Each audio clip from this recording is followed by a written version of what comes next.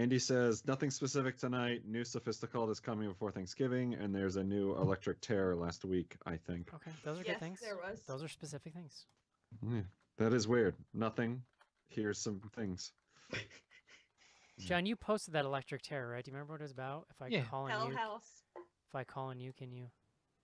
Wait, Hell House? No, it was about Not Hell House. House Haunting of Hill House. Sorry. No, that one hasn't gone up yet. Oh, gotcha. It's about okay, like sorry. Castle Rock or something. What was that show? Harper's Island. Harper's Island. Yeah. Thanks, CC. Bro. That's it. Joe got it. Nailed it. After I went to bat for you, Cece. I know. Sorry. So this I is the almost poster- I almost think that we should do a show on it. Hill House. Not this year, but it's so fucking good, and I really want to. I mean, I may just do an Eric show and just rant about it about how good it is for half an hour. Sure you will, buddy. Listen, I had a baby. All right, Joe. Yeah. How? When was the last Eric show? Listen, the episode 500 is going to end up being like 3 hours long by the time I'm done. Mm-hmm. Again, when was the last Eric show? Curious. It was over the winter. what a I did dick. one on Game of Thrones. What a dick. When was the last Joe show?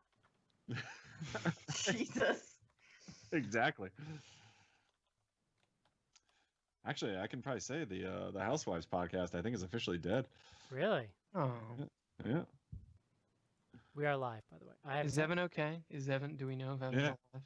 I thought you guys were like killing it.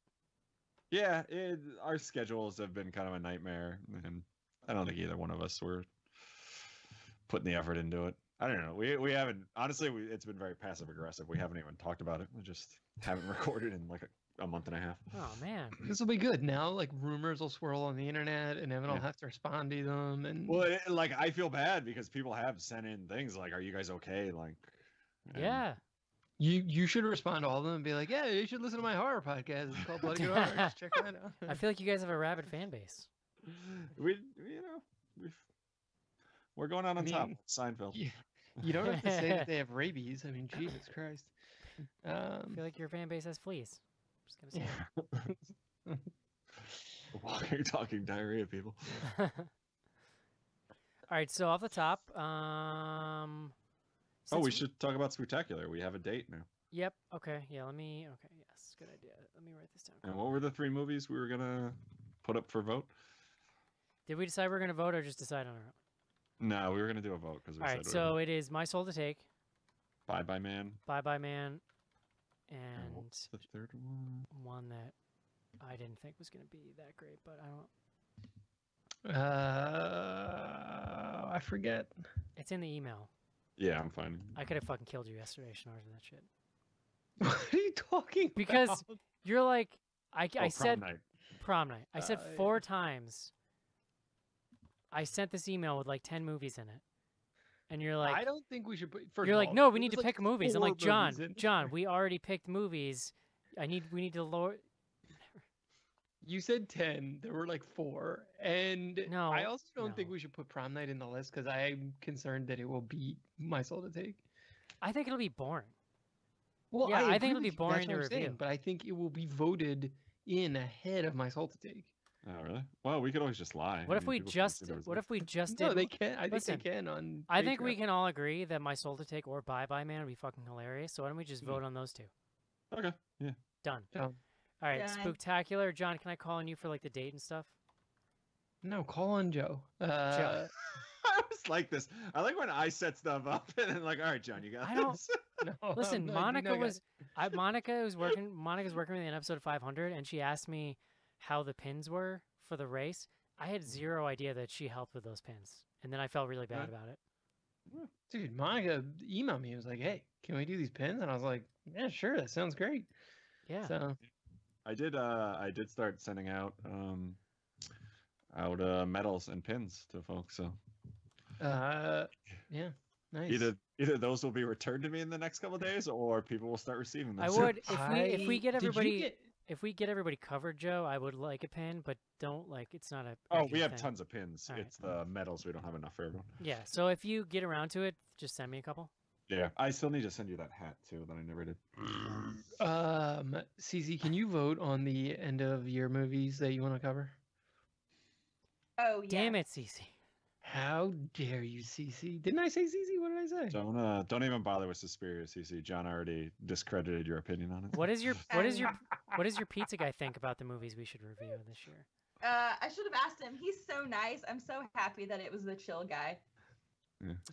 Okay, I'm ready. I didn't actually discredit Cece's opinion. I want to hear it No, in you a did. podcast John, format. John, I want to call on you too. We can talk about the Spooktacular, but I also want to talk, or Joe can talk about the Spooktacular. What I'd also like to do is talk about, John, our discussions about filling out the rest of the year and year-ender and that kind of stuff. Just a little preview teaser, John. Little appetizer. Sounds good. All right, I am ready and rolling if you guys want to mute. All right, muting.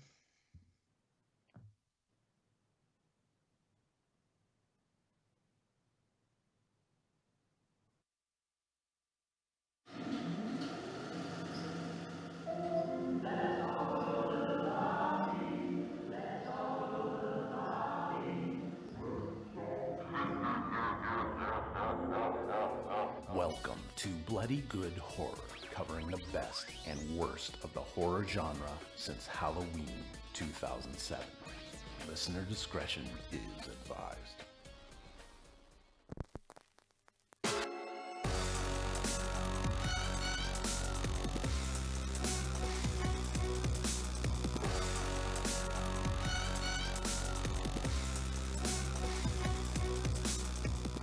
Hello, everybody, and welcome to another exciting episode of Bloody Good Horror. My name's Eric, and I'll be your host for this evening, where we will be reviewing Overlord from Cast Forth Schnars from the loins of J.J. Abrams. Deiner J.J. Abrams brings you the Overlord, John. Oh God. Oh, Jesus I thought Christ. I was prepared for this, and I'm not. Joining Yeah, us me neither. first up. John, did joining you us- watch this movie in reverse, John? Joining us first up tonight, coming to us from Chicago by way of Bavaria, please welcome our very own beer expert and German accent expert, Joe, to the show. Willkommen aus dem Overlord episode, John. I hope you have lots of opinions for us. Next up on the show, coming to us from Manhattan, New York City, please welcome John Schnars. Hey, guys. And last up tonight, she prepped for the show by slamming a whole damn pizza. Coming to us from Hotlanta, Georgia, please welcome Cece. Hello. What kind of Any pizza? size can be a personal pan pizza if you eat it all. I mean, that's true. This What- one was. So it Can was I like ask 12 what? inches. Can I ask what flavor of pizza it was? It was a cauliflower gluten-free pizza crust with some pepperoni. That's a lot of cauliflower. You're gonna be okay? I mean, yeah, I hope so. She already stipulated that maybe not. Probably not, but we'll see. What local pizza joints slinging out cauliflower crust pizzas?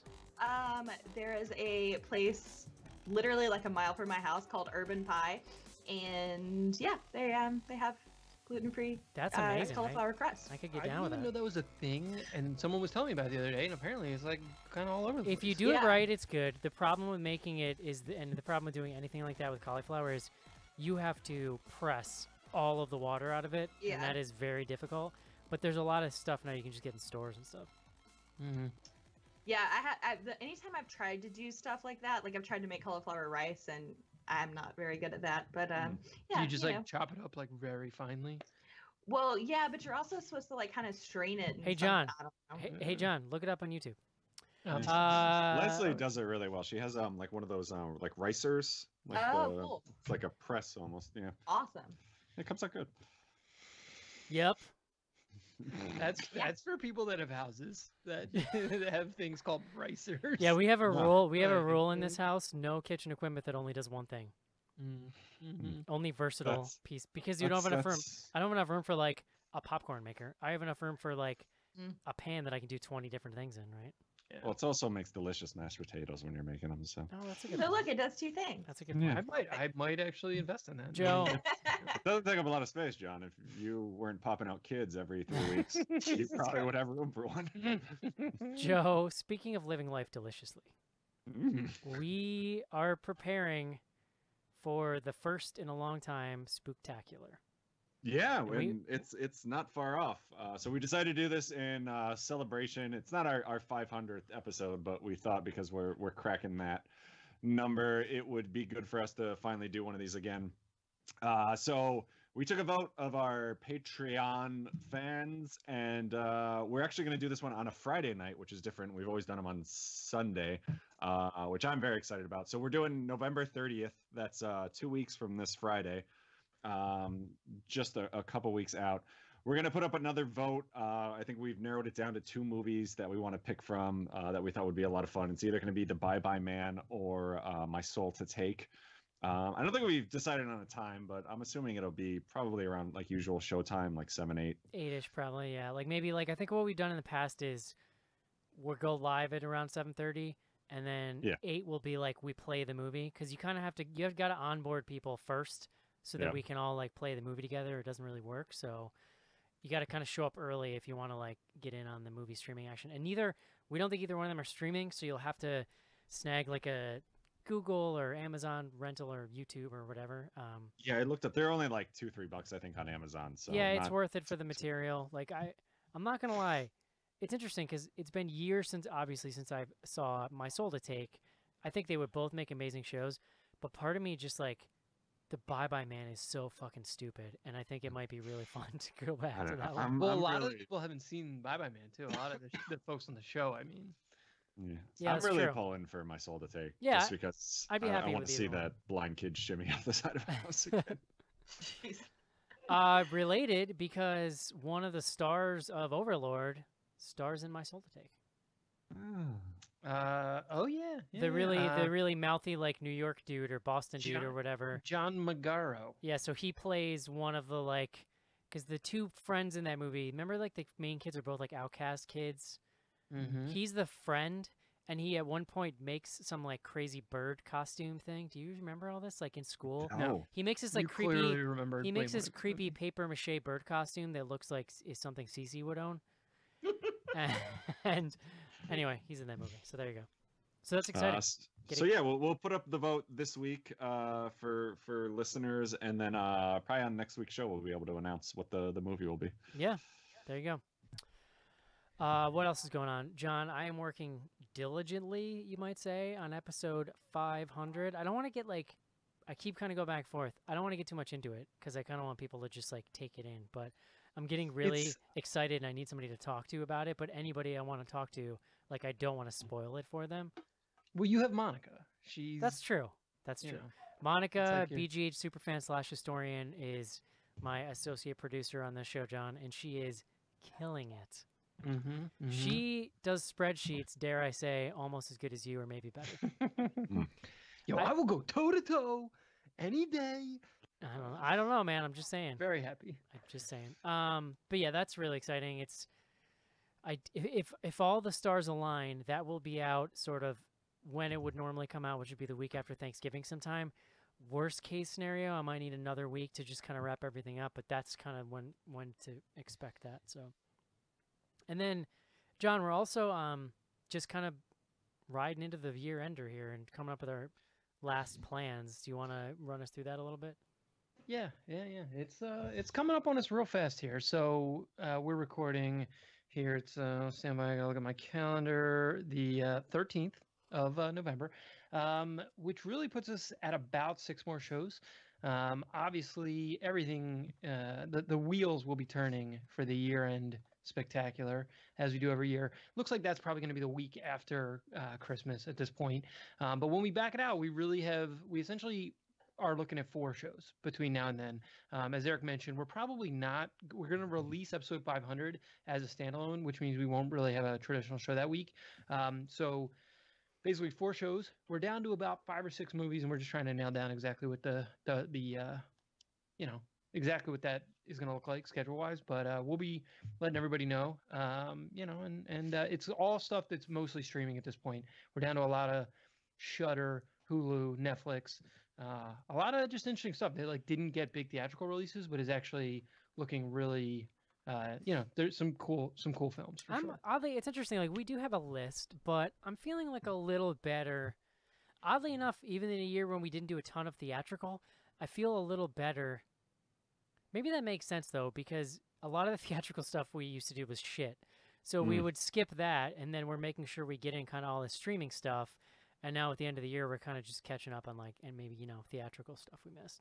Yeah, listen, we'll probably talk about it a ton during the year-end show, but we are really living in this just transition I think for all film, but also, horror even more specifically. It's actually insane, the difference from this year to even the last 2 or 3 years, the volume of top 10 list stuff that's coming straight from streaming services. Yeah. Well, I think and it started a year or two ago to your point, but now it's probably fully half the movies on people's lists are going to be direct to streaming or stuff that was very quickly available on stream. So yeah. I got a feeling this year's tallies are going to be a wide awake nightmare for you, John. It's going to be all over the map.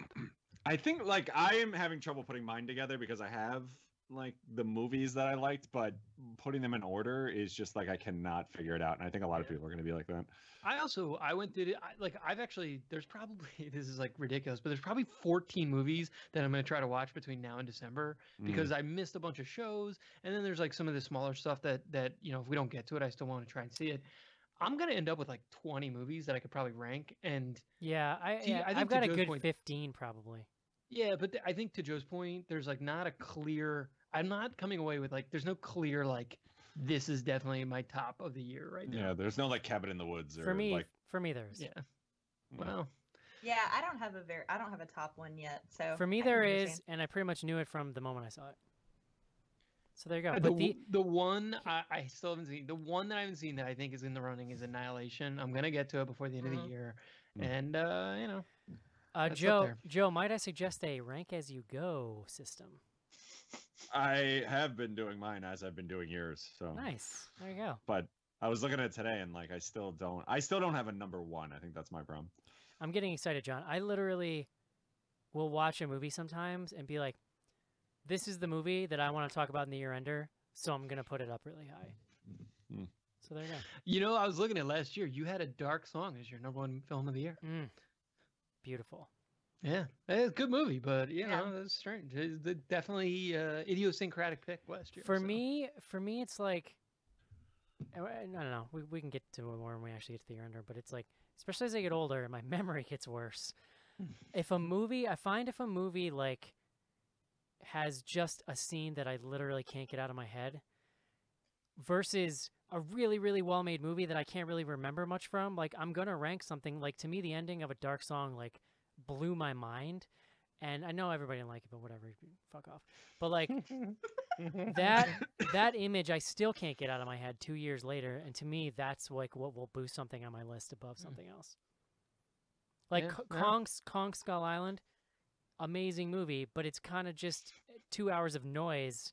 You know what I mean? And then it's over, and you're like, well, that was really cool. I don't remember anything from it, but it was cool. Yeah. Skung Island. Skung Island. Jeez. Yeah. Good times. Anyway, I'm very excited, John. It's the most wonderful time of the year. That is Schnarr's end of the year time. So. It's my time to shine, Eric. I love it. Pretty excited as well. Joe, we all get one time. All right. I can't wait. If you only had one shot, No. Would you take it? No. Would you let it slip away? Other Palms are sweaty, knees weak, mom spaghetti. Other exciting news going on. Joe just announced new Limp Bizkit album in the recording studio. Really? Have you not been on Twitter? We've had literally multiple BGH fans ping you and me about this at this point. No, I haven't seen anything. Wes Borland posted that they were just about to start recording and they had to flee the wildfires. Oh, but they're they're ready. They're ready, Joe. They've got more songs about shotguns and they're ready to record. No, I got nothing. Nobody told me about this. Twitter. Yeah, I'm looking at Twitter. Oh, wait. Nope. I'll get the tweet. Somebody. This is going well. Somebody pinged us. Maybe it was Instagram. Maybe it was Instagram. Maybe. I don't know. Check that one. Anyway, other things going on, John, really quick on the podcasting side for Bloody Good Horror. Also in the studio, been announced that there's a new Sophistical coming. Did he say next week or next? Yeah, well, they said before Thanksgiving. So okay, so next week. That's got to be next week. Yeah. So get excited for that. And we posted another new Electric Terror, which is our spin-off show that Jason hosts on TV shows. Yeah, Harper's Island Mm. went up last Friday. So I'll just be straight up and say I'd never heard of Harper's Island. Oh yeah, I did. I've never seen it, but I know it's kind of considered a little bit of a cult classic with people who've seen it. I did reviews for the site for it. Oh, there you go. They described it as a slasher television show. Is that accurate? Is Harper's No. Island the one that was like found footage? No. Is Harper's Island the one that was kind of found footagey? No, it was a bunch of, I forget what brought them there, but a bunch of people on an island. Someone gets murdered, and they're trying to figure out who's doing it. It's like 10 Little Indians. A little bit, yeah, if I remember right. I just remember I went on vacation and I sent you an email, Eric, asking if somebody else could cover it for a week. And then you did nothing with it and then ragged on me the following week because we let that drop. Wow. Yeah. You took it pretty Nice. well, though. Clearly, it's not still festering. Sticks in my craw. Oh man, Joe, we should you're- cover this on episode 500, guys. Yeah. Joe, you are welcome to go back and finish reviewing that show whenever you want. Sure, I finally posted. It's your white whale. Jason probably would have had you on the show. If Yeah, you would've if he asked, had you know? known. No. I had no idea Joe was Harper's Island #1 fan. But there you go. To Mark's credit, our site is almost completely impossible to search, so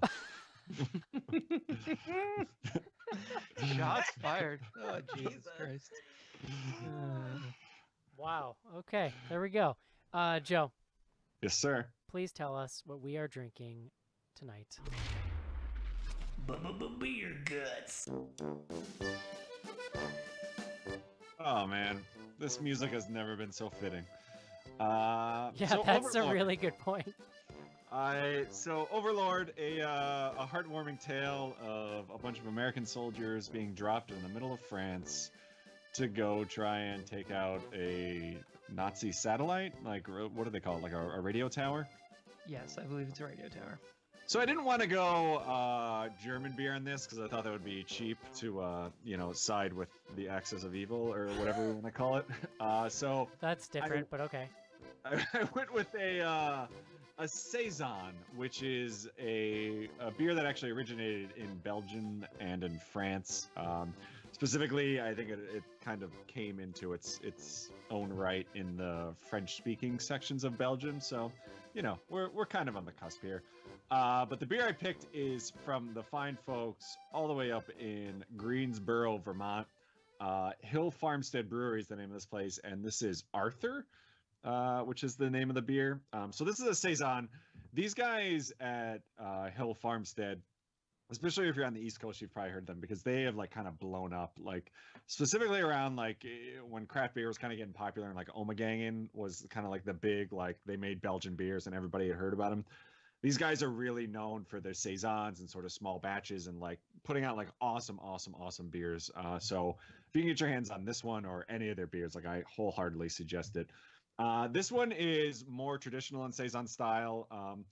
Even though the definition of that type of beer is a little loose. Normally they're bottle conditioned, meaning that they're kind of brewed and then they ferment in the bottle, almost like a champagne. I think that's how champagnes are made. Maybe, I don't know. That is correct. Sure. But that gives it kind of almost like a lemon rind. A lot of people say this has a taste of green apple. It's a really interesting beer. It definitely doesn't taste like a quote unquote beer like Bud Light or something like that. So if you have friends that don't say that they don't like the taste of the beer, this might be one you want to give it a shout or give it a try. A little bit of honey, a little bit more on the sweeter side, but just amazing. Everything they put out, and I've had it theirs has been amazing. They don't distribute super far, so my suggestion would be if you can actually get up to the brewery, definitely check it out because it's supposed to be pretty amazing. Unfortunately I've never been, but I've got a bunch of friends who have. Comes in about 6% alcohol, so right around your usual beers, maybe a little bit higher, a little high for the saison style, although they do get up into 8 and 9%. But like I said, everything they put out is great. What is their website? Excuse me. Hilm Farmstead is the .com is their website. Definitely check them out, and if you can find this, definitely give it a go. All right. Thank you Hey. for that, Joe. Thank you. As a beer recommendation, something you get every week here from Mr. Joe, Hair Joe, Herr Joel. Or Joe. Frau Joe. So yeah, let's. I just remember why, that. Why you gotta take a shot like that? No, it Joe? wasn't. It was just. It was a German teacher thing. Remember Mrs. Metzger, Joe? Fraulein. Frau Veglia is who you're thinking of. Yes. Madame Metzger was our Yes. French teacher. French teacher. You're right. You got me. Je m'appelle Robert, Robert, Robert. See, he was confused because this movie takes place in France, but Well, see- there's a lot of Germans Yeah. around. Good point. All right, guys, let's take a quick break and discuss Overlord. This is it, Jennifer. Your big breaking TV. Welcome to prime time, bitch. Main feature. And we're back. Hey, World War II. John? Electric wa- Boogaloo. It was worse than one, I'd say. Maybe. Maybe it depends on who you are, I guess. You're stuck in the trenches in World War One, and I mean the actual fighting, right? I don't know. It was all bad. Let's just say it was all bad, maybe, and It leave was- it at that. It was all. It was all- the Terminator 2 of wars. I believe is what they used to call it back then. Yeah, just one-liners and, you know, Oh Christ! motorcycle stunts. You know, it's easy to remember who was the bad guys though, because they were always German. Yes, yes, the axis of evil. Mm-hmm. Usually are. Oh, we're not so bad. You ever see We that have- war? You ever see that World War II in HD that the History Channel did a couple years ago, John? I haven't. It's kinda but I would mind-blowing. love to watch it. It's kind of incredible. Yeah, and then they Yeah. did. There was some World War One thing too, not too long ago that somebody did. Something like Did you guys watch Vietnam? It was on, I think, on PBS or whatever. Yeah, that that was was- amazing. That's Ken Burns. Did Yeah, the there you go. Vietnam Yeah, one. I so know. good. wars. What are they good for? Yeah. Movies about monsters, apparently. Mm. So, John, we're here tonight to talk about Overlord. How did you feel about the depiction of your people in this movie? Oh boy. You know, I just almost made Cece do a spit take. That's That was- horrible. So horrible. He's- oh, Christ. Listen, he is of questionable Scandinavian / Bavarian descent. I definitely have a fair bit of German heritage. We in my literally found. I language. literally Googled on the show once German prince, and like the fourth Google image looked exactly like Schnars. Yeah, that was overstated, I think, but You want me to go find it again? I'm pretty sure I No. saved it in my folder of Schnar stuff. I am 100% sure you did save it. Folder, our stuff. I think that was the highlight of Oh the my show is to know that God. you have a John folder. No, he's been pretty upfront about this for a while. I had never heard of it before, so I'm. I mean, Uh, that's on not the what it's. computer. It's like a physical folder. Listen, that's not what it's named, but we all know what it is. Oh, Christ. Is it named not John folder? 50% of the pictures are from when he did Movember that one time. I mean, listen, we'll get into it. I actually would argue that the German soldiers were not like they could have made them way more monstrous. Like you basically had like one really evil dude, but everyone else was just like a blank slate. You know, it could have Well, been. his like right hand man was pretty shitty, but yeah, you're right. they were all Listen. pretty bad, John. They were not. You I always- mean, they are all Nazis. You always got to have your Oh, like. Jesus Christ! if Guys. you're gonna do a movie You like make me this- defend the Nazis now. It's funny because like again. we'll get to it, but the main character's like kind of just a sort of made up Nazi dude. But then if you're gonna do this, you always have to have your like Goebbels impersonator that they totally had with like the glasses and the little hair, Yeah. you know. Well, and yeah, I mean, he's almost like a non-character, which is weird. There's a lot of weird stuff, and this is the rare World War II movie, especially like present day, where I don't know if they mention or show Hitler at any point. They mention him at the very They end. mentioned them a lot. I yeah. thought there Well, was Oh, really? a They- mention of the Fuhrer or something like that. They say well- Fuhrer for sure. No, at they the definitely end- say like Hitler's 1,000-year army. Oh, okay. Oh well, yeah. And then at the end, the main character's like, "Okay, the last thing we have to do before we go home is get Hitler." Oh, they talk about in the very beginning too, because the Mhm. dude's joking about how he's like, "Oh, I'll end this war real quick. Give me one bullet. Find Hitler. Boom." And Right. Some tough talk. Again, John, I Uh, wish you would stop downplaying the Nazis as bad guys. It's right out of the Uh. right out of the Duke playbook, Joe. Yeah, there you go. Christ. Do we want to get into this or what, Eric? Words. They're powerful, John. Words. You might say words could start a war. Can we just talk about the bad guy? The main bad guy's name is Pilu. Wait, Pilu? Right. In real life, his name is Pilu. Oh. Oh. He's Danish. Interesting. Some more of John's ancestors. that part I actually don't know one way or the other. You definitely have close relatives that can fish. I got some Scots, some Scottish. Hey, John Schnars. Definitely some German. Yeah. Use that Duke Learning Education and please bring us the word of the day.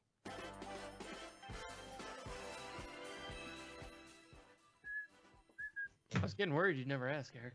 My segues have just become such fever dreams, but I have just no way of reining them in anymore. Today's word, parachute. Oh. That's Parachute. I think we know what a parachute is, but I'll give you the official definition. A cloth canopy that fills with air and allows a person or heavy object attached to it to descend slowly when dropped from an aircraft, or that is released from the rear of an aircraft on landing to act as a brake. Okay. Parachute. So parachute, the word comes from the late 18th century, and this was the part that was surprising me. And I was like doing a little bit of research for different words, and I actually stopped on this because I was surprised.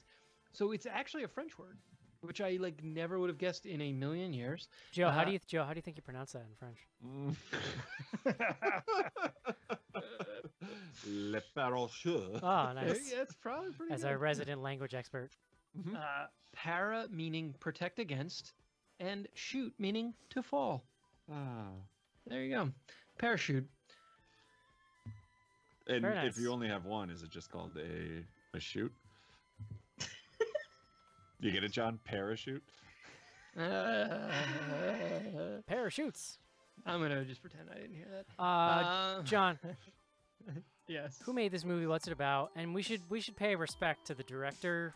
I don't know who directed it. I always feel bad when it's like the marketing is all driven towards a producer, because like producers, they do stuff, but like the director is the guy, right? So who directed this? Or the lady? It is a super good point. I mean, you mentioned J.J. Abrams. We kind of gave him lots of shout outs as this movie was approaching. The director is this guy, Julius Avery. He is an Aussie gentleman. You should go look at a picture of Julius Avery at some point, because he just looks like a legit human being. This is, I believe, his based on IMDb research, this is his second full-length feature. He did a movie in 2014 called Son of a Gun. I'm guessing it was an Aussie movie. But yeah, Overlord. So we mentioned J.J. Abrams. There was a lot of chatter, both pre and a little bit post, around whether or not this was going to fit into the Cloverfield universe. I think when the original trailer first dropped, that was basically people were saying this is the next Cloverfield movie. It's definitely not, at least just based on the movie itself. But the basic plot is pretty straightforward. It is D-Day, or it's actually, I should say, the day before D-Day. As Joe mentioned, you have this team of American soldiers flying to France with a very specific mission. They are going to parachute into this tiny town, and they're going to take out a radio. It's actually a radio blocking facility that the Germans have set up inside a French church in this tiny town. They get shot down by anti-aircraft, the plane gets shot down by anti-aircraft as they're approaching. And so what you end up with is essentially 4 guys who land on the ground and make their way to this town. They hide out with this woman, Chloe, who is just a young woman living in town. She has a small son, or it's not son, her brother. She has a small brother. And they're kind of hanging out there and just kind of doing reconnaissance around what's going on in the town. They quickly come to realize there's this large Nazi presence. It's something like 40 soldiers, which is more than they were expecting. And it's because there's actually a Nazi research facility that's doing just sort of untoward research, right? And we don't know a ton about what's going on, except that the aunt of Chloe and her brother is living in the house with them. And you get like a quick snapshot of her, or a quick, like, gives you like a little bit of a jump scare where she pops up and she's just like horribly mangled and mutilated. And so, yeah, so the rest of the film is basically they're trying to achieve their mission, but the main character, this black GI named Boyce, he gets separated from them and actually ends up inside the base, somewhat accidentally. And he's someone who's like depicted early on as kind of, I wouldn't say weak, but definitely sort of afraid of conflict, afraid of violence. But he sort of realizes what's going on. He's a person. Well, yeah, he's someone who's at war and probably against. They're all kind of just like kids thrown into war, and that's what I like about it. Is none of them, right? Even the ones that act tough, none of them are like the stereotypical World War II soldier. The one guy, so we should we can. But even he has like a human spot to him, you know. He's definitely ready to do some murderation and just general, violence. We got to talk about that dude, by the way, because his whole thing never really comes full circle. But just remind me to come back. Yeah. To it. Yeah, so in any event, I mean, he basically, Boyce, the main character, figures out what's going on, gets back out, and then they are forced to go back into this base, and they basically make the decision that they're going to attack the research facility and also try to take out the radio tower. Why this is a horror movie is because the actual research, and this is, it's, I mean, it early on, but it's not sort of revealed until pretty late in the film. But they're basically turning dead soldiers. They're researching on dead soldiers using a serum that turns them into essentially, like, I don't know, super zombies. Like, what do we want to call these dudes exactly? But monsters, zombies, yeah, super undying super soldiers, sort of.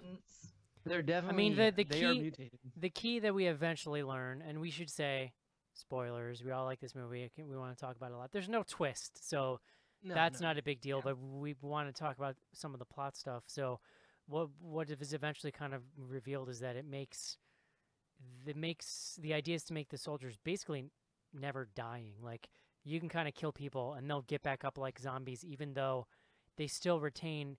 It's like a zombie, but with a lot more cognizance than a normal zombie. Like, they can still talk and stuff. It's very unclear how controllable they would be, though. That's sort of the weird part. Well, they kind of give you an impression that they're still working on this serum, so they're very much a work in progress.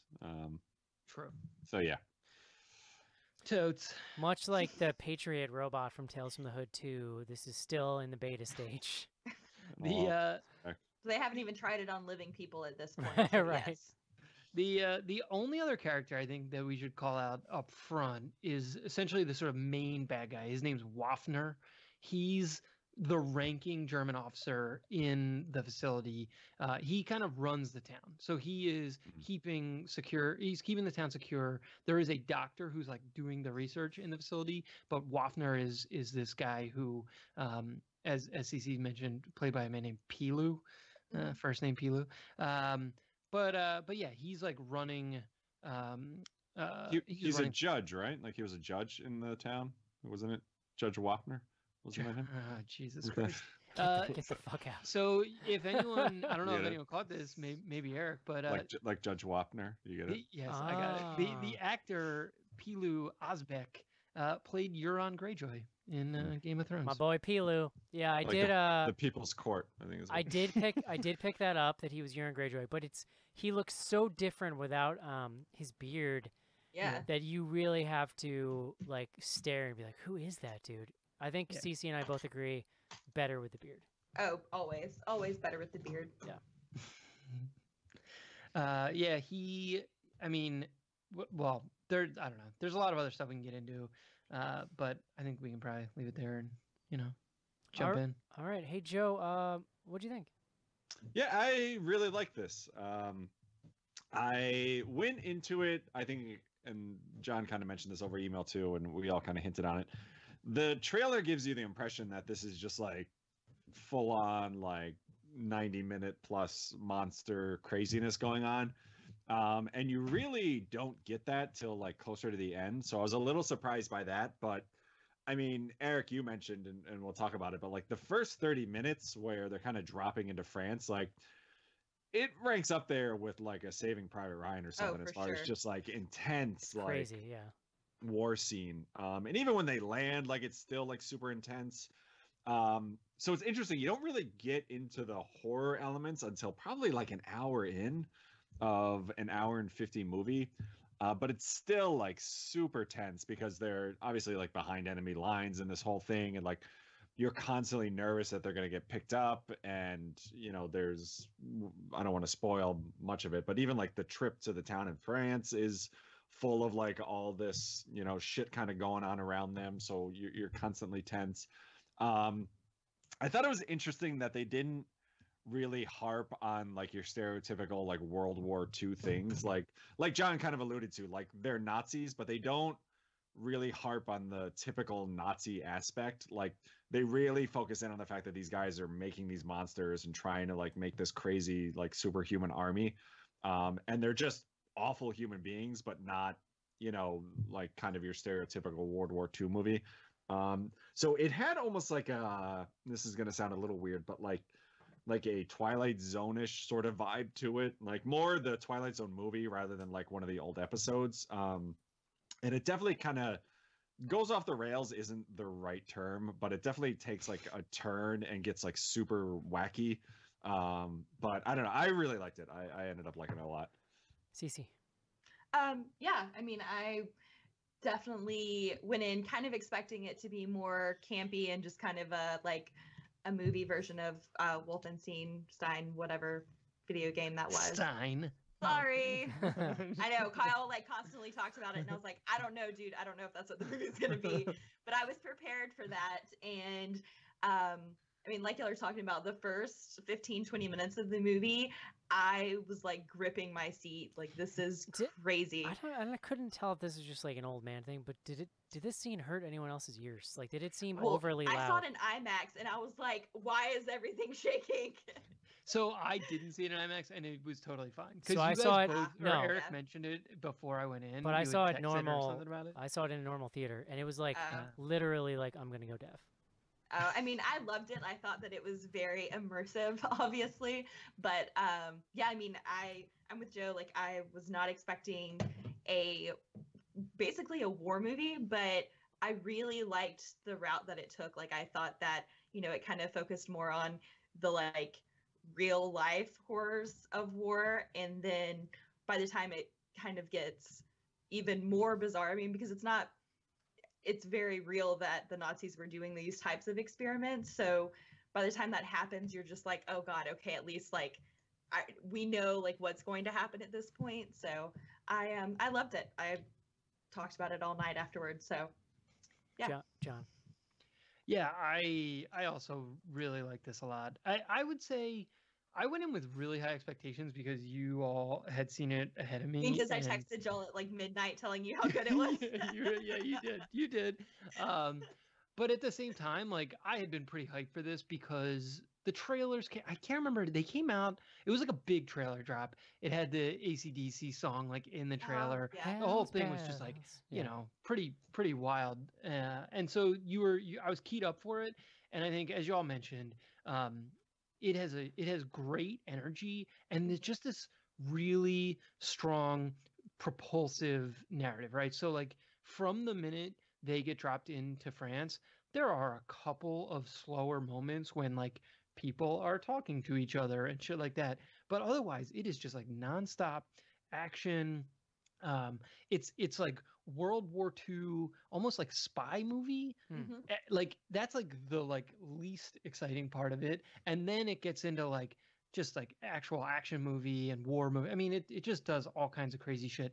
There were several times where I like straight up just like chuckled to myself because like crazy shit was going on. Like we can talk about a couple of the and some of them are like pretty gory, like gory funny. I think they did a good job with some of that, but some of them were just like, holy shit, like that type of shit happened in this movie, you know? So I was really into it. I think the screenplay, and I was just looking up, the screenwriters here are both like super professional screenwriters. Like one's been Oscar nominated, the other one wrote the screenplay for The Revenant. Like these are like very legit screenwriters working on a essentially like World War II genre movie. So and that shows through because the screenplay itself is very tight. The characters are all super well developed. I mean, it's just very well done across the board. I thought the main character, who's played by Jovan Adepo, he was phenomenal because he does a great job, like you talked about before. Like I mean, he's this character who kind of just found himself there. And the whole time, you know, you're kind of worried that like, all right, he's trying not to like kill somebody. They're all giving him a hard time about like not being violent. And even when he gets that character development, you still have like so much compassion for him and like these people that he's with. So I was fully invested.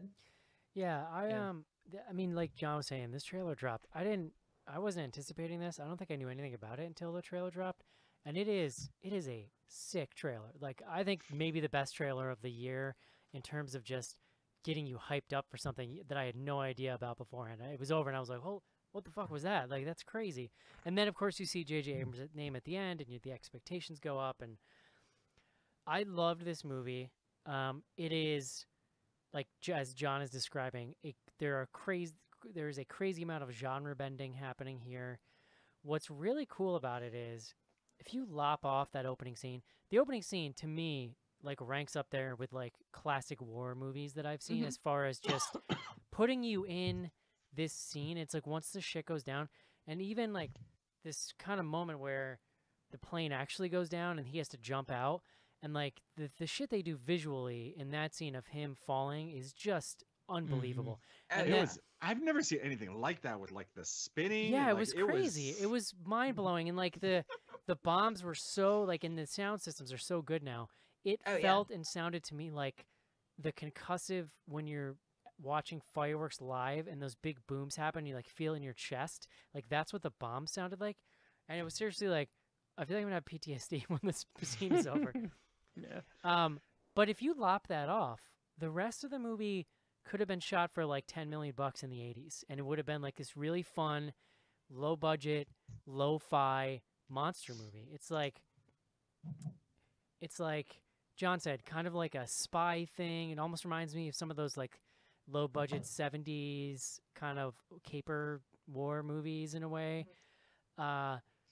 Really, like, I feel like well drawn characters with like, you know, human emotions to them and some layers.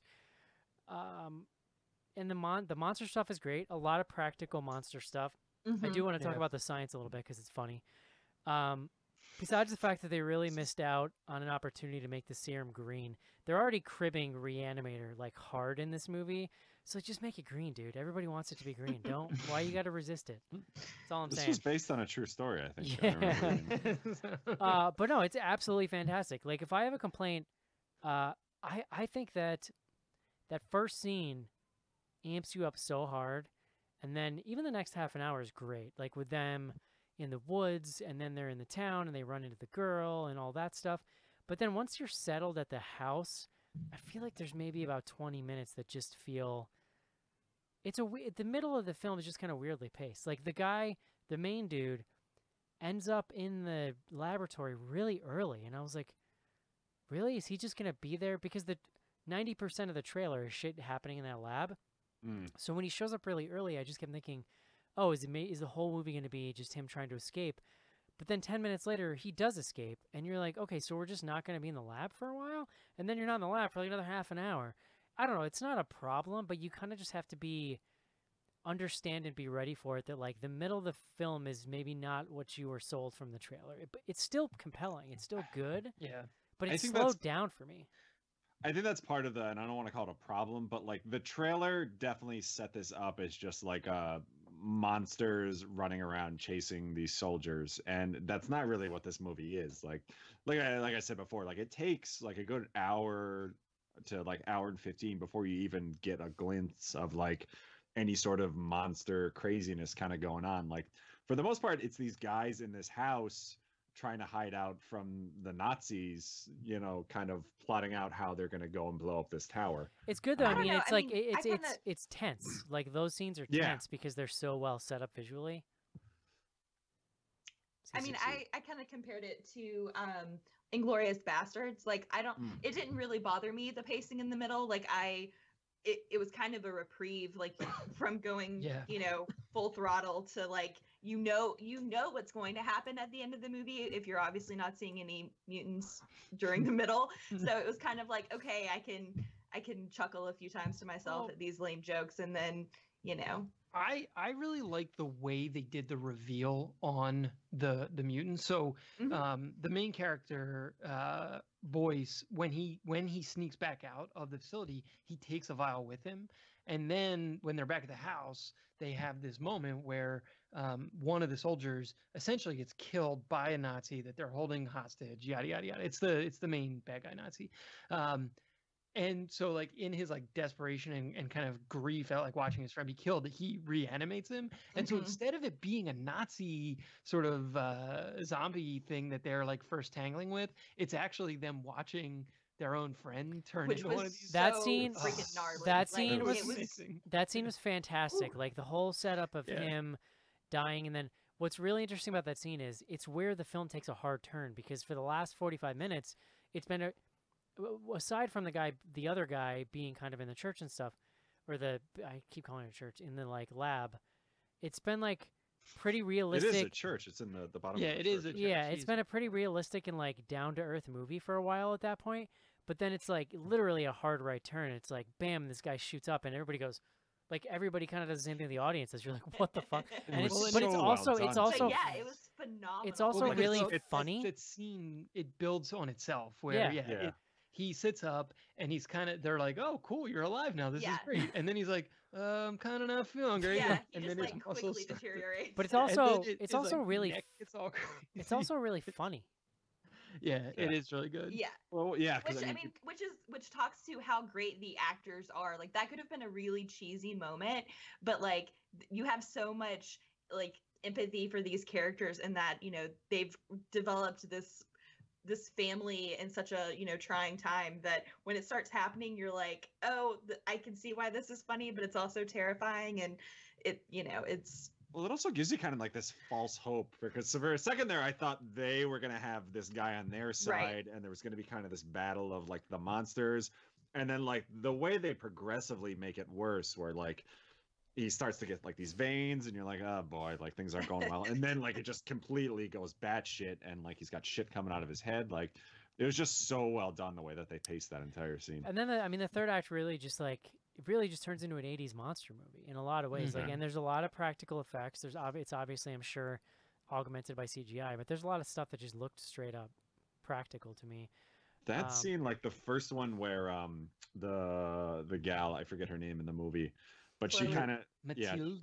Oh, that's Sh- the actress's name. Sorry. Chloe, yeah. She encounters that one guy who has like half an arm, and like that one was like super reanimated. Oh, yeah. Where, like Yeah. he's like chugging along, like spacing out and stuff, and then like he keeps punching, but like his arm's not there. Like I love, like that was like borderline like Evil Dead 2 slapstick, but like Mhm. Yeah. so well done. Yeah. Yeah. If anything, my biggest complaint is I wanted more of that. Like I get Yeah. the, yeah. Exactly. yeah. the weirdest thing to me about this movie is it's like an hour and 50 minutes long. So when you see that, you're like, ah, Jesus. You could have told me I was in the movie theater for like 45 minutes. Like it just like flew by. I will say I and- didn't feel like that, but I also saw it on a Friday night after a long week, so I was like Yeah. I was a little sleepy. I might have snuck some beers in the movie with me, so I was having My a my really good theater was time. packed. I should have done that. My theater was packed, and like people were way into it. There was a Oh, lot yeah. of like Yeah. laughing and exclaiming, and it was so fun. Like I don't get that experience very often, so it was fun to Well, do that. I and- was one of two females in my movie theater, and the rest, which was almost full, was completely men. just 18-year-old dudes. No, and it's weird. I mean, we can talk about it maybe at the end, but like this movie did not do well. Yeah. Really? Which sucks. Yeah, like it Yes, was like that's I don't want to say horrible. flop is like probably a little strong, but it definitely didn't do as well as I think people had been hoping. Yeah, it was also like weirdly marketed to me. Like I didn't see that much marketing for this, so I don't know if that was. Well, part I of it, mean, but, the interesting thing about it, right, is it's a mid-budgeted movie. Like Yeah, it was shot for, by most standards, a lot of money. It wasn't 100 million, but what was it, like 50 or 60 or something It like was that? 40. It was a So, little less than 40. Where that's, I mean, it's just interesting to compare that to like the Blumhouse model, right? Like I feel like Yeah. Blumhouse, with the exception of whatever they shot Halloween for, would never shoot a movie for $40 million because that's just not their game. Oh no, and- even Halloween was $10 million. Right. Exactly. But this thing is like, it's really interesting. They gave a lot of money to what's basically a niche thing. And Yeah. I am surprised because the trailer is fucking, like I said, it's sick. Like the trailer, I'm surprised didn't pull more people in. I don't know if there was there It's- something yeah. else happening last weekend? The Grinch. The was Grinch came happening. out. Yeah. Oh, and you I'm know what else? somewhat kidding, When but- we got to the theater, which was Friday night at 8:30, there was a line for the Nutcracker. Oh yeah, the Nutcracker. I'm not gonna came lie, out. that movie, I kind of like the trailer for that movie too. I mean, looks that's great, but I'm like, why isn't there a line for You saw But- Overlord? but Yeah, it's- it's off. But it's interesting. It's like I saw the trailer, I liked it. I saw the movie, it's good. But I can also look at what this is and totally get why it wasn't a big hit. Well, the weirdest part to me is that the reviews were all really good or pretty good. Like it did, like it's certified fresh, and like the mainstream critics were like generally on board. No, but like I know if how you love those tomatoes, John. I'm just saying, like that's like usually somewhat of a signal that if mainstream critics are getting on board with a genre thing, it usually, especially something like this that is kind of right in the male movie going sweet spot to a certain extent. So yeah, I don't know. It is weird. Not to get off on too much of a tangent. No, I mean for me, and not to like come back and harp on it too much, but the screenplay is just so well done, and you guys hit on a couple of these things, but just to land the point about the fact that this is a World War II movie, but they don't do any explaining. There's no exposition about World War II. But you don't need any exposition. No, I don't. But I don't think That's it's. I the don't think beauty he's of it, saying I it's a agree. bad No, thing. yeah, for sure, I agree. It's not a bad thing, but it's fascinating because when you said that, I really started thinking about it, and it's specifically with the D-Day stuff, right? Like Yeah. D-Day is a huge part of this movie because basically what this movie posits is that this little ragtag group of guys needed to get into this town and take out this radio tower because of science or whatever. But in order it's for so the that they would invasion. not be blocked. Yeah. In order for the invasion to work, these guys have Yeah. to take this thing out ahead of time. They've got a deadline, but they give zero lip service to like what D-Day even is. Like, there's one line about a bunch of guys are going to land on a beach, but really, like it leaves your imagination to fill in the enormity of that event. Like, it also leaves your imagination to fill in what Nazis are and like why they're evil and why Yeah. they're in France. Like, you have no idea, but Well, you do. I would- But maybe some I people would make the wouldn't, point I that don't know. it doesn't leave your imagination. It actually just like trusts that like That- film goers have seen enough. That's what I like, mean. That's what I Right. mean. It trusts you to bring the context to it, but by doing that, it allows it to just jump off and do its own thing without having to spend time filling that stuff in. Yeah, no, and that's where to me that's like the mark of how strong the script is, that they just get right to the meat of it. That first scene in the plane, it's actually, so I mean, we talked about how thrilling and kind of exhilarating that scene is. A lot of the setup though is that it's shot in, I don't know what if it's like the real dimensions of a plane, but it's that sequence of you're in this metal tube. It's like an army plane, so they're facing each other, and you get everything you need to know about basically all of the characters in like 10 minutes.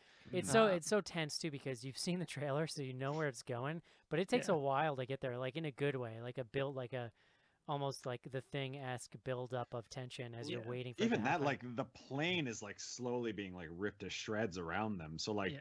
at a certain point, I was like, how the fuck are they even gonna jump out of this thing? Because like the front half is like missing, and they're still like running out the back. Like, Yeah. No, it was that sequence was great. But Yeah. in terms of my favorite scenes, I'm trying to think of the one that like really made me like almost stand up and just like idiot clap in the theater was when the like evil Nazi guy has injected himself with like a shitload of the serum. So he is just like, he's basically the Hulk. And one of the other guys, I think it's after the other guy gets his own injection and comes and like slams a metal pipe through his chest. yeah. And Yeah, the Nazi pulls the pipe out of his own chest from the back.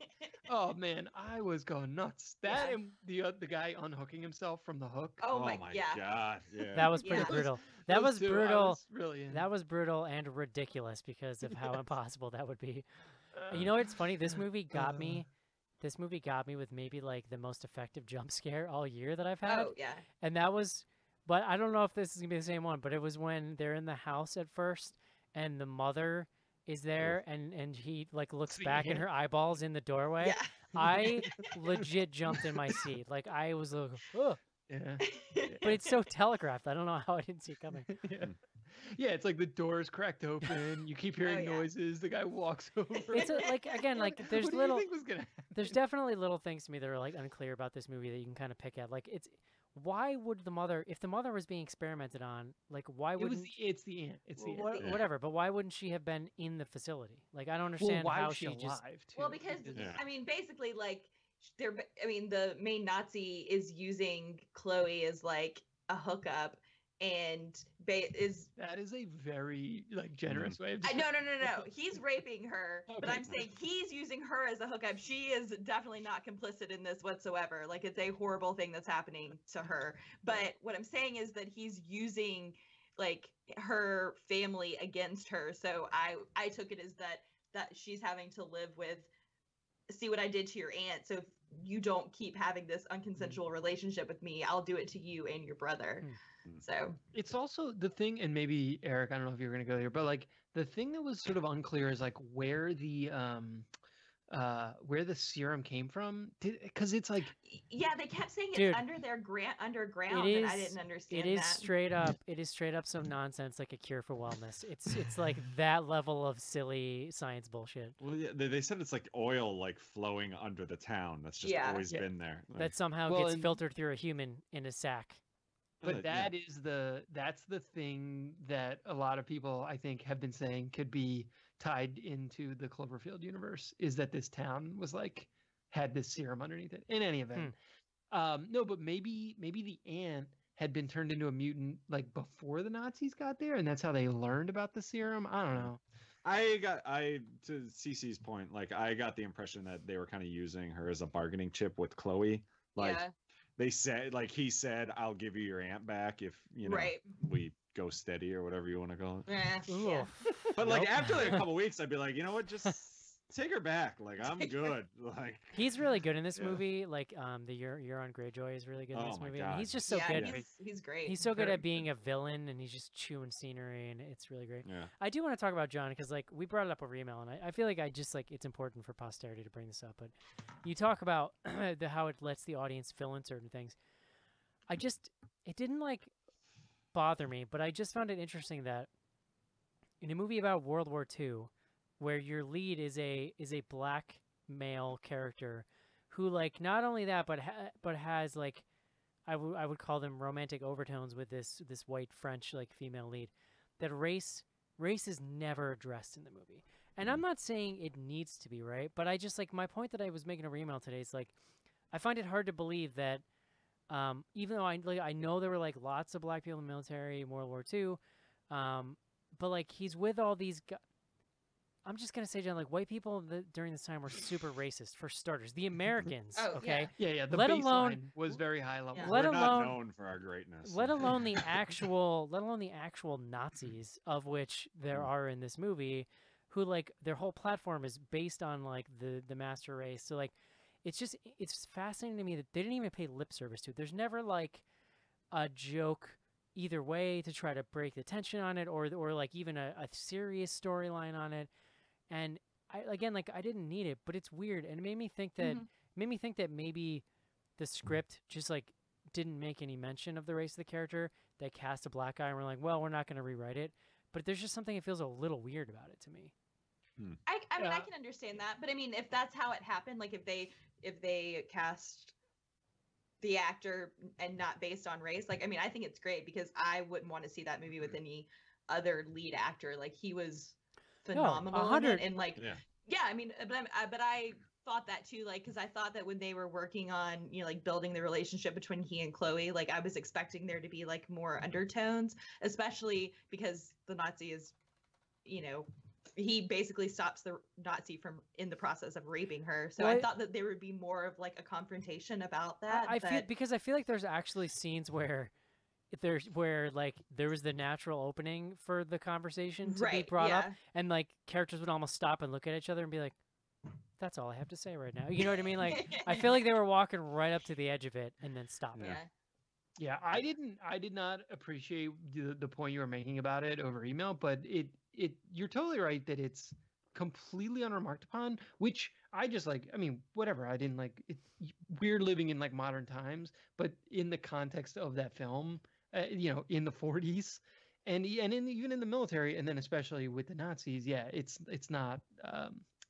There's no mention whatsoever. I mean, which is somewhat listen, strange. like certainly you would have to work to try to ingrain it within this goofy B movie aesthetic without throwing things off, but it's been done before. Yeah. You know what I mean?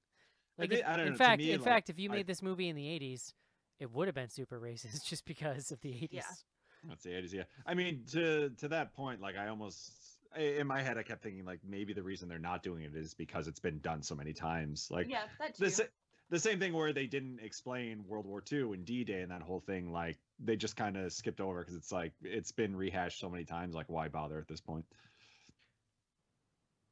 Fair. Yeah. Do you guys think that this movie could have used more Joey King? Because I feel like that's the one thing that was missing. Because she could have played the French lady. She could have, she could have played the son. You know She what, could have John? I played- gotta tell you, this movie was really The Nazi boss. John. This movie is really after my heart, John, because I don't know if you know this about me. I don't know if this has ever come out on the show, but there are a few archetypes that I enjoy more than like plucky lady French resistance fighter. Mm, Oh, interesting. yeah. Very specific, but Well, I it's can funny see because that. CC brings up Inglourious Bastards. The French lady, Mhm. the movie theater owner in that movie is like my favorite character. Yeah. Yeah, I thought, and I liked that Chloe, like, yes, there were similarities between her and Shoshana from Inglourious Bastards, but I thought that Chloe was still, like, very much her own character, and I appreciated that that she had an arc rather than just, an archetype of Mhm. being that, spunky badass. well, so. the stuff Yeah. with like, where did you guys land with the stuff with the brother, her brother? I mean, 'cause I it's- liked him and the other guys. The like, go recurring, back yeah. and forth. The recurring I l- banter was pretty funny. I liked it with the exception of that scene where he's like kind of running out and like it's where the soldier kind of goes and saves him. Right. And the brother is literally like in the middle of his courtyard, like running around like one of those old timey carnival games where like you shoot the duck and it keeps bouncing back and Yeah. forth. And the kid's just like, "Whoa," like Yeah. flailing everywhere. That scene was pretty ridiculous because not only would he have been shot, but the other guy would have been mowed down in a second when Oh, when for he sure. when he went does out to get get him. shot. Yeah, but like Sorta. just in the shoulder, basically. Well, Yeah. and it gave Chloe the chance to come in and That's take care of biz. It's I mean, and I So- don't like I think just the nature of this show, we get into nitpicky stuff. This thing was over, and I was like, this movie is awesome. Yeah, Like, People need to see this. No, totally. I got a feeling Totally. it'll like pick up and maybe find a home on rental too. Like, I Oh, think yeah. some- No, there's no way this movie is not remembered fondly. please tell like- me it's gonna be okay, John. Probably not going to do great in Germany. Just putting that out there. This I don't know. The Some Germans tend to editing. have a sense of humor about these things. The French, on the other hand, ooh. In the German cut, the monsters are the heroes. Hey, I'm French. Don't hate on There the you go. French. It's this movie is Chloe. le bullshit. Yeah, All right. Overlord. So recommendations, Eric? We want to do that or Yeah, let's do wrap it. it up? So also, I can't really read too much about it because it would take more searching. But it looks like that maybe the stuff that was underneath their feet is in reference to, like, basically the Fountain of Youth, because there's like several references to it. Being nestled in a little clearing in the northern part of the magical forest of Ooh. Brocellande something. That was more Mhm. French, or that was more Spanish than French. So Hey Joe. yeah, I don't know. Joe, would you recommend this movie? Yeah, definitely. CC, Yes. John, Yes. love it. 2 thumbs up. Let's take a quick break and do some fan mail. When you were growing up, the boogeyman was just a fantasy. Had its own power. The boogeyman. The boogeyman. He's here. Now. By the time they believe in him, it will be too late. The boogeyman. Rated R. This is Jonathan Brecht, Creeper, and you are listening to Bloody Good Horror.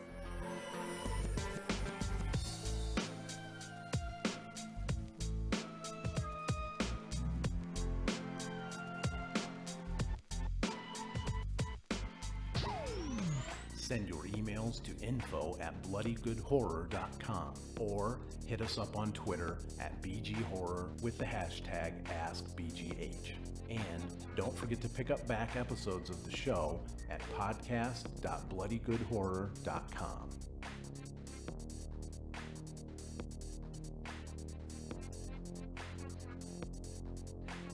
And we are back.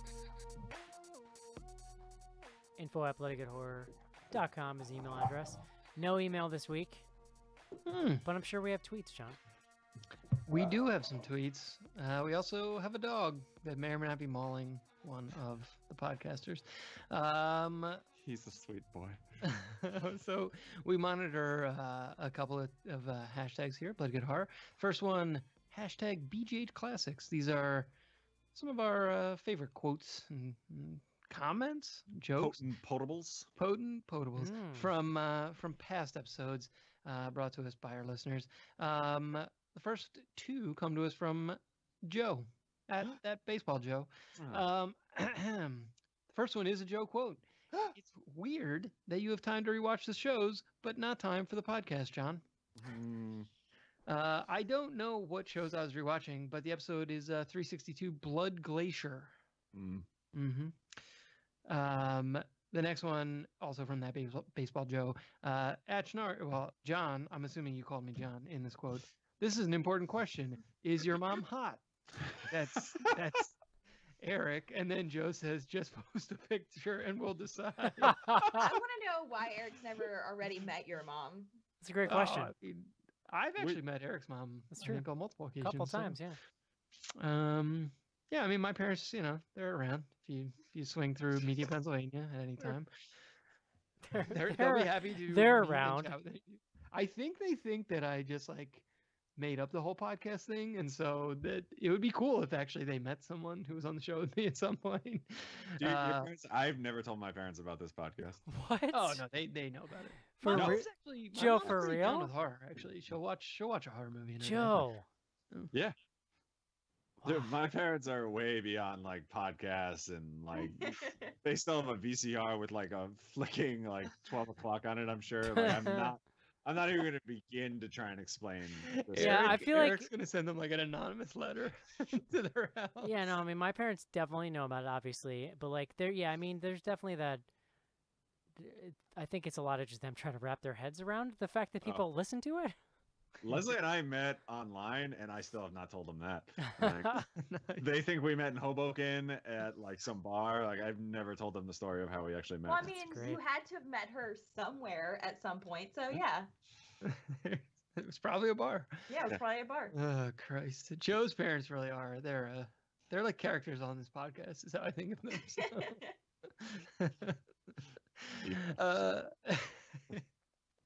We got one more from our friend Monica, official historian of Bloody Good Horror, at Me Carzone Me More. Mark is now the good cop and the bad cop, and I am just the drunk cop in the corner. Anyone know who that quote's from? No. That was an Eric quote. Oh. Episode 326, The Voices. Ooh. The Voices, Ryan Reynolds. All of them. There you go. Ryan- Yeah, it's a good movie. That's Ryan Reynolds with the dog talking to him or some shit. Yeah. Yeah, the dogs and the cats. How about that there Pikachu trailer, John? I actually have not watched That it. I saw there's a lot of movie chatter about it. Looks Yeah. amazing. Go watch it. It looks really good. Did you so watch someone it, CC? also posted like a Pikachu trailer, but if Danny DeVito was the voice of Pikachu, should I watch that first or second? No, go watch it. It's legit awesome. You're gonna be Yeah. excited for it when it's over. No, I'll check it out. Cool. Let's flip over to Ask BGH. This is our our OG hashtag, if you will. So ask us anything. It's an AMA here with Bloody Good Horror. First one comes to us from @Schlocky Barry Elmstrand. So Overlord, probably the best result for a Wolfenstein movie. Totally. Mm-hmm. Also, he says, also as a history major and gunsmith, damn spot on ballistically. Yeah, he's always posting pictures of like he takes apart guns and repairs them and stuff, like old guns. Yeah, it's in no way concerning. Come on. We've met our buddy Barry. Barry, I'm totally kidding, Barry. I'm totally kidding. All right, no, you're great. Great. I always thought you're great. John, he says things. No, but his point about the Wolves, I mean, CC brought it up, but like, this really is like, I don't know, what else would you expect? Oh, no. Like, it's the best you can do. I was explaining this to my buddy online today because he hadn't even heard it, and he's like, "Oh, you mean Wolfenstein?" Yeah, pretty much. Next one comes. Kyle, were you talking to Kyle about it? Well, no, I leaned over while I was watching this movie with Kyle. Okay. CC, hey, buddy. CC, did Kyle go with you? He did. Did he like it? Was he in? Yeah, he actually really liked it a lot, which doesn't happen very often. I was gonna say he's a tough critic. Cool. Next one comes to us from Jake. That's @JR0. How are we feeling about the Pet Cemetery trailer? Don't care for Lithgow as Judd, but I'm kind of optimistic. Never mind. Just searched it and found a picture of Zelda from '89. Guess I'm not sleeping this morning. Oh my god. I mean, I'm pretty excited. It's a good trailer, but here's the thing about it. Is there's not actually any meat to the trailer whatsoever. Right. All the trailer does is flash you the recognizable images with some audio underneath, which is super effective because you know the story. Yeah. I Lithgow, do like the kids in the masks, though. Yeah, Yes, that's creepy. yes. Lithgow is an incredible actor, so I trust that he'll be good. I feel like I am missing the main accent a little bit because that's such an iconic part of that character, I feel like. Oh, and the voice, the timbre of that guy's voice is so I can't remember that the original actor. I can picture him, but yeah. When I imitate him in my head, he just turns into a Kennedy. Just like sometimes that is better. So, yeah. Mr. Munster. Next one comes to us. Fred Gwynn. What was his name? Fred Gwynn was that guy's name. There you go. All right. He was a like Broadway trained actor or something like that. It was Herman Munster. Yeah, I know, Joe. I know. I don't think you do. I understand. All right, let's settle down. Codiolo @StovallCody42 skipped first 2 Channel Zero seasons and watched Dream Door. Was awesome. Highly recommend if you like it and Halloween. Not a question, but does anyone have a response? So wait, he skipped season 1 and 2 and watched what? I guess the third one, Dream. Oh, okay. Oh. Yeah, I actually have never seen Channel Zero, but I know a lot of people on Slack love it. I've not seen that show, but I know it's the show has been making a lot of like publicity noise lately. I don't care for the title, so I'm not gonna watch it. Next one comes to us from Man of Thoughts @Man of Thoughts. What do you think of this compared to Frankenstein Army? Frankenstein's Army? Cheers, guys. Be well. Well, I didn't wait. Frankenstein's Army. Did we watch that?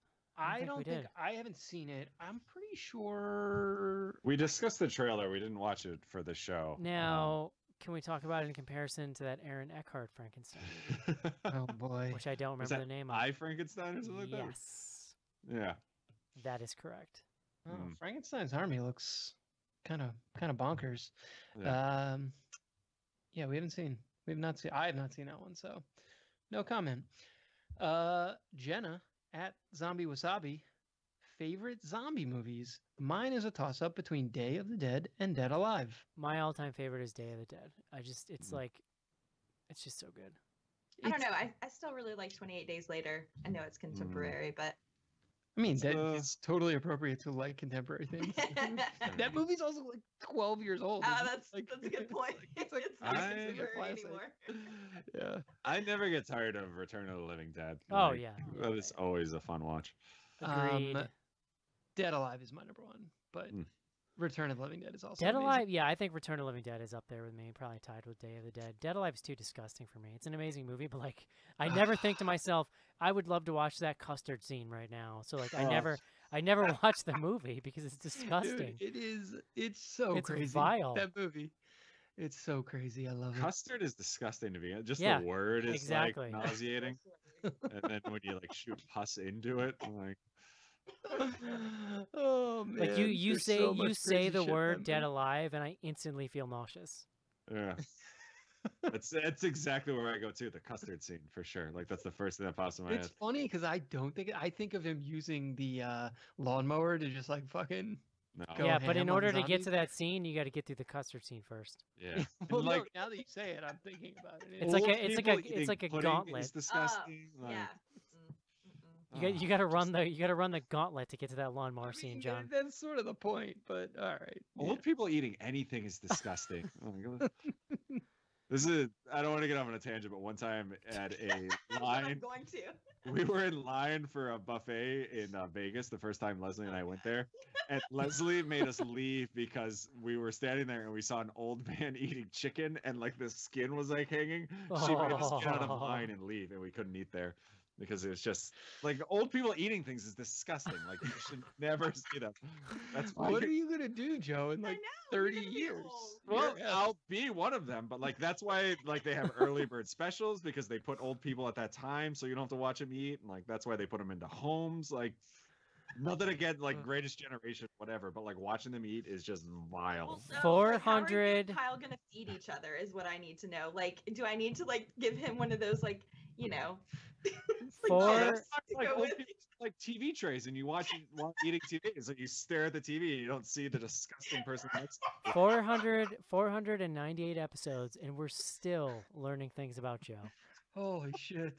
That is you got some dark shit going on. It's just unbelievable. Literally, we're in line, and she's like, "I can't eat here." Watching that guy eat chicken skin, like we gotta go, and I Chicken didn't even argue. skin. I'm like, yeah, Chicken skin is That's to the push worst. you over the edge. yeah. I'm like, all right, yeah, Oh Christ. I get it. That's cold. All right, one more here. Skizbot. Hopefully this doesn't generate any tangents from Joe. He says Overlord is an official Band of Brothers sequel, correct? He says Yeah. old people eating, yay or nay?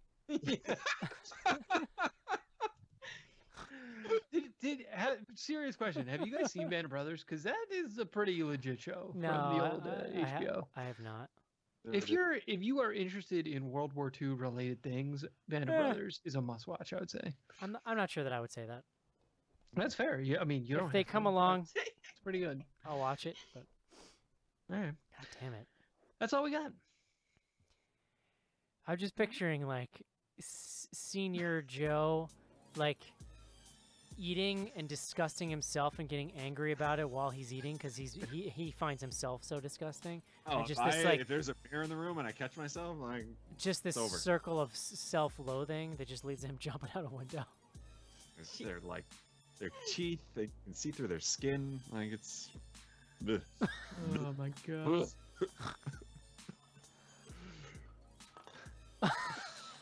I'm done. Okay, I can't. I have so many questions. All right, guys. Tune in next week to find out more about Joe's hatred of old people eating. Also, next week we're going to try to sneak a show in before Thanksgiving. So get excited for that. We got 500 right after that, and then year-ender, John. So stay tuned. If you are a patron, keep an eye on your patron feed. We're going to post that trailer or the poll ASAP to vote for the Spooktacular movie. So get that vote in.